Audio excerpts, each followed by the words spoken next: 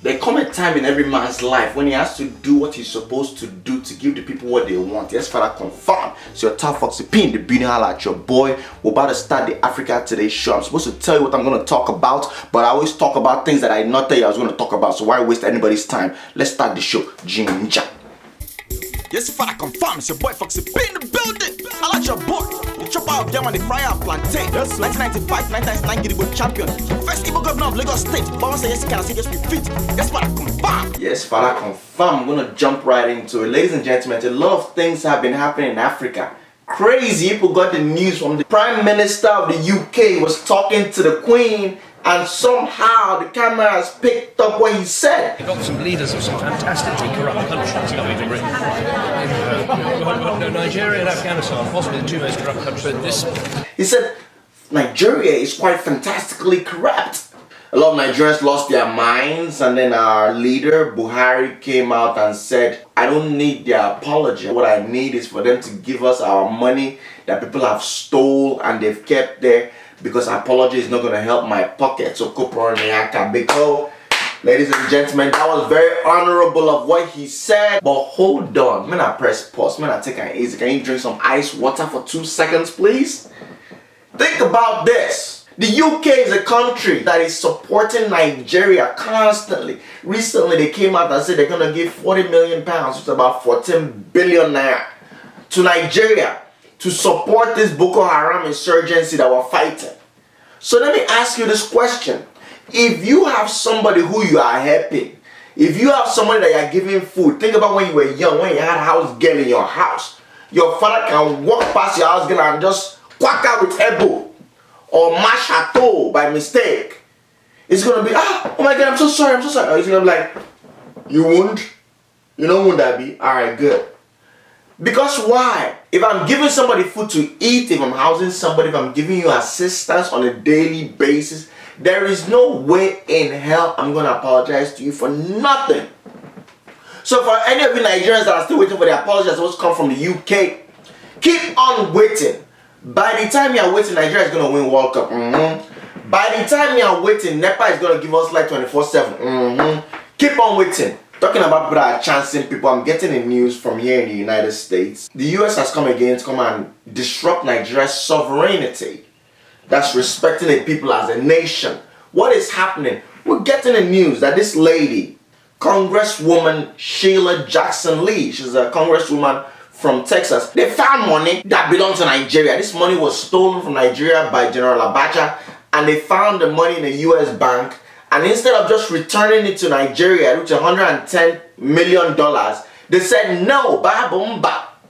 We're not going to return it to them because we want them to use this money for a specific reason. So it's okay, auntie, what's the reason? She said she has gone to the Boko Haram area before. She has seen how those people have decimated the places. And so she wants this money to be used directly by the US government to help out people that are recovering from the Boko Haram insurgency. So corporate because, ladies and gentlemen, except that when you start to think about the fact that this is another country saying what they are going to use another country's money for inside of that country, isn't that crazy?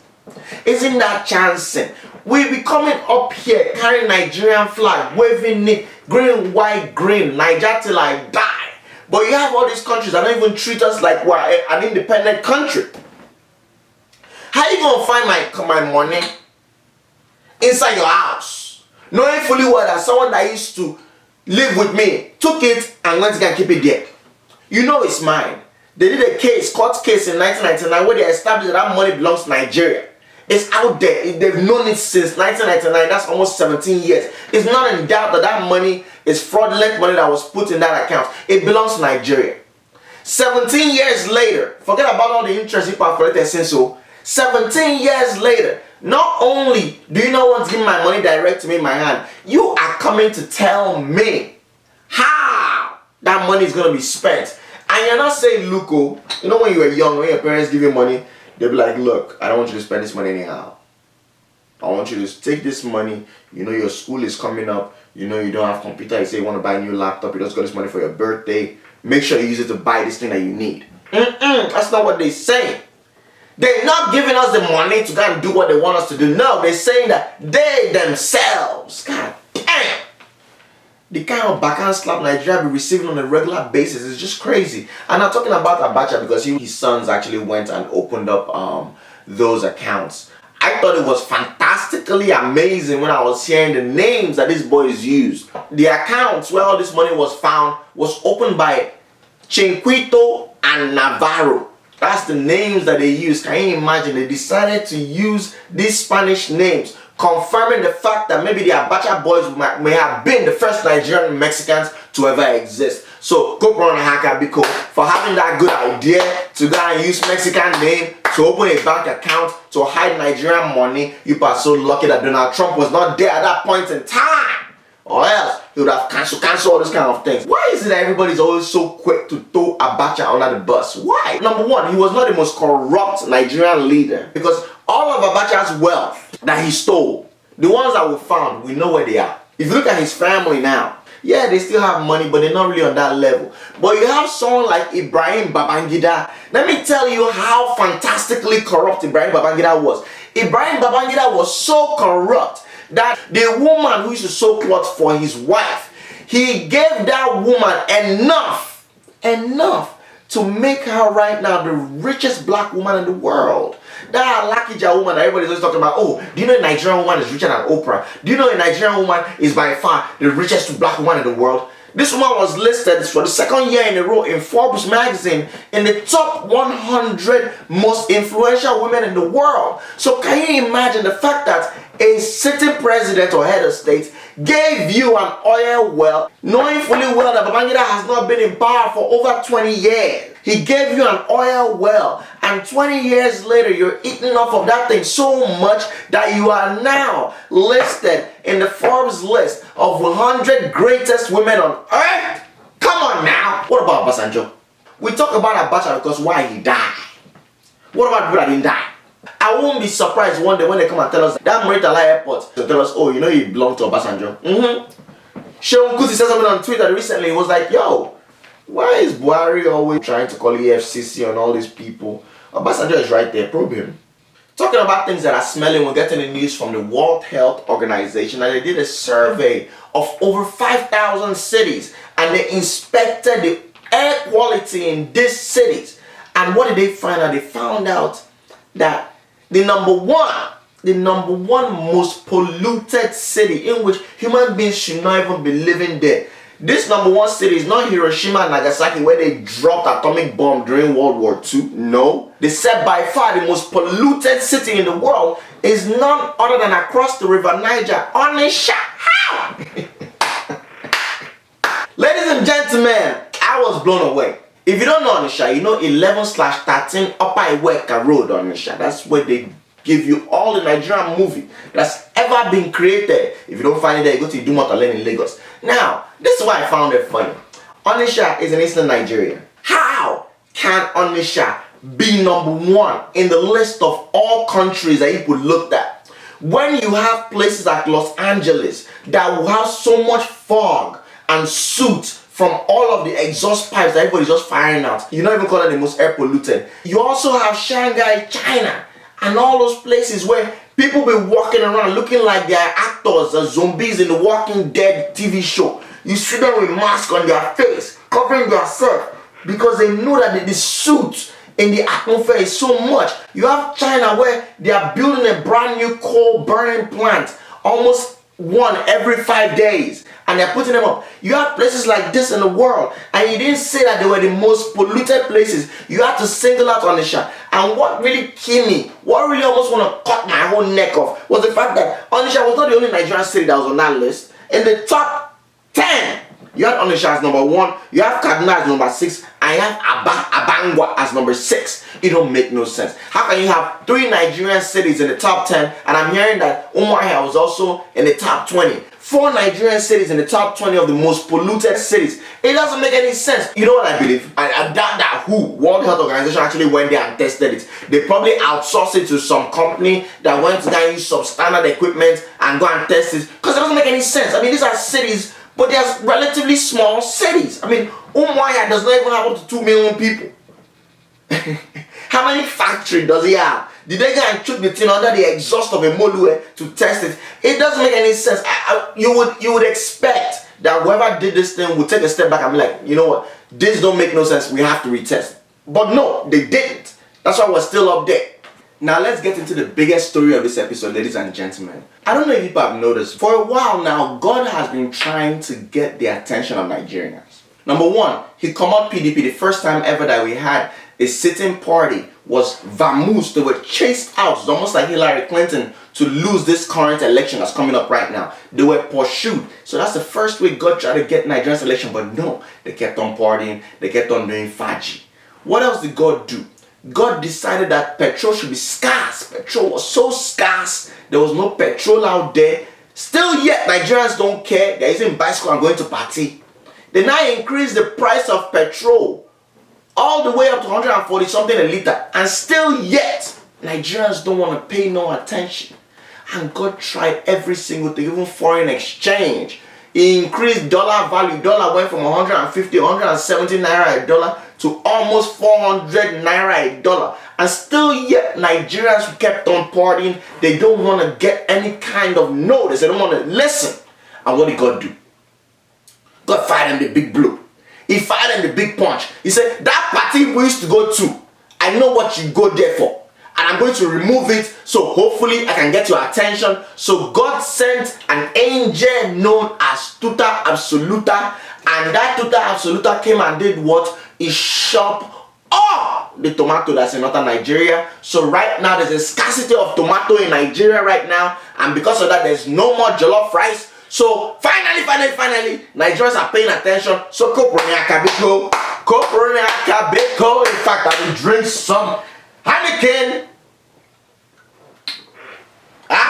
They say tomato is so scarce. It has scarce more than calories when you want to marry a rich man's daughter. They say tomato has scarce more than finding a virgin at the jam center. People are now paying 800% of the price that they used to pay before for tomato. Can you imagine that?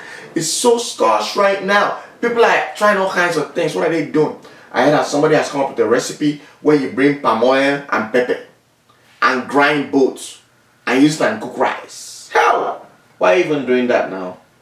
Why don't you just boil the rice inside zobo? Is it not just redness you want? Ladies and gentlemen, this Tuta Absoluta is a moth. This thing is chopping everything in sight. All of northern Nigeria is chopping everything. I believe that thing should not be called Tuta Absoluta. They should just call it what? Tutu. Because there's no female woman whose name is Tutu, whose behavior is good, who's right for you people. Confirm. All the Tutu I know, they chop money with mouth and they are always so wicked. How about the wicked? All of them. Confirm. But fear not, Nigerians. We're getting the news that other African countries are becoming like us. We're not the only ones that's doing things that's messy. Confirm. We're getting news from South Africa that they had a situation where the South African politicians were fighting in their parliament. How? Chineke.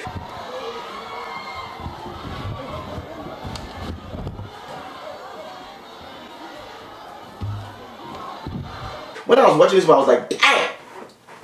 So it's not only us. Wow. Just recently, we're getting the news that one monkey, fell into a transformer in Kenya, and that thing caused outage in the entire Kenyan country for 3 hours. For 3 straight hours. At first, I was like, dang.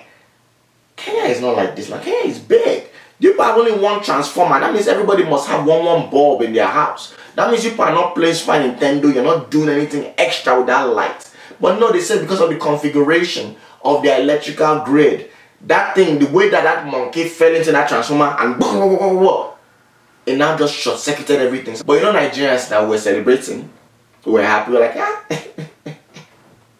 look at these Kenyan people. Ordinary monkey is what's causing people's outage. You are small. You are our junior brother. Forgetting that they only lost power for 3 hours, whereas you have some places in Nigeria that they haven't had power for 3 years. But ladies and gentlemen, boys and girls, I need your opinion on something. I don't know whether you're following the news. It's coming out of New York City. You have this guy who's a Guinean guy, naturalized citizen here in America, Mamadou Diallo. What happened? The guy was pretty much chilling. He drives Lyft. Lyft is like all this Uber. He's driving it almost like it's computerized taxi. He's driving it and his wife called him and said, Mamadou, come house, come house, come house. He's like, woman, leave me alone, I'm working. He's like, no, no, come house. Somebody's trying to rape me. What happened? The woman is chilling inside of their house in the Bronx, in their apartment. They hear somebody knock, co. The woman thinks that it's her son that's coming back from work. Open the door. That's how the guy walks in, puts his pants down, bring out his Kumaro Kiki. And the woman said, please, please, please, I'll give you anything you want. I'll give you money, whatever you want. The guy said, no, I don't want no money. I want to rape you right now. 40-something-year-old guy, an ex-convict, over 19 criminal charges in the past. This guy had just come out of jail after serving, I think, 9 years in jail. He had just been released just this past July. Remove his pants and pull out his blockers and tell the woman he's about to rape her. Now start beating shaggy out of the woman. Luckily, the woman's sister was there too. Two of them are fighting and struggling. The guy said, no, he beat her, plank her, do all kind of thing. Tear the woman's clothes, about to rape her. They are struggling, they're struggling. The woman finally reached the phone, call her husband. Which is why I tell women all the time, don't be putting password on your phone, because you never know when you might need to reach your phone quick. If your husband name starts with like the letter Y, like Yakubu, don't save it in Y, save it in A, space. So you can be on the topper, or put full stop in front of the name, so your husband's name is all the way on top. So if you're ever struggling and you need to reach your phone, you can just go and call, or you can put 911 first. One of the two, first in your phone. Oh, the woman call her husband, Mama, come back. Oh, that's how the guy does U-turn. Reach the house, like as he's entering inside the house, the elevator. That's how the guy self is coming down the elevator. That's how they just meet each other in the elevator. It's almost like actor and boss in all those James Bond movies. They just jam each other. Boom. That's how his guys are looking at him, man. He says, looking at the guy. That's how his wife was telling him, don't let him go, that's a rapist. Of which it means that the guy has already tried and done everything, has beat the woman naked and everything else, attempting to rape her. All of a sudden, he jammed inside the elevator. As God will have it, Mamadou, being a sharp African guy, when he was coming up, Africans in our car, we have one weapon that we love the most. I'm looking at Americans all the time when they be carrying a baseball bat in their car, all kinds of things. I said, we don't do that. We use wheel spanner. Wheel spanner is the #1 weapon of anybody that has grown up in Africa that has drive motor. All you do is go inside your boot and you lift that thing up like this, and everybody has their own favorite action. Me, I like where that fatness, where the nyash is big, like that's why I like to hold. I hold that part like this, because I don't plank you with one of the wheel. No, I plank you with that opening, with that head that's like Koso, confirm. That place I used to whine. Yeah, that's what I used to plank people.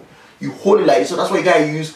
And they started fighting. From that elevator, they are fighting. Bo. Luckily, Mamadou planked the guy on his head. The guy faints. They call police. When police come, they say, where's the guy? They say, this is him right there. Carry that guy to hospital. The guy died in hospital. Police come back with handcuff Mamadou. He's now facing manslaughter charges, ladies and gentlemen, boys and girls. So the question for you today: for a man who came home to save his wife from being raped, and during the struggle with the rapist, end up killing the guy, do you believe that Mamadou should go to jail for that? That's the question for you guys. Make sure you leave your statements in the comment section below. Thank you guys so much for watching this episode.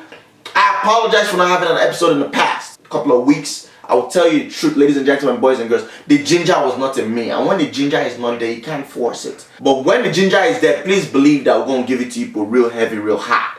So if you ever want to know when I'm dropping a video, follow me on Instagram, The Fox himself. Follow me on Snapchat, Comedian Foxy P. Follow me on Twitter, The Fox himself. And I will let you know that I'm shooting right now, and I'll tell you when I'm dropping it.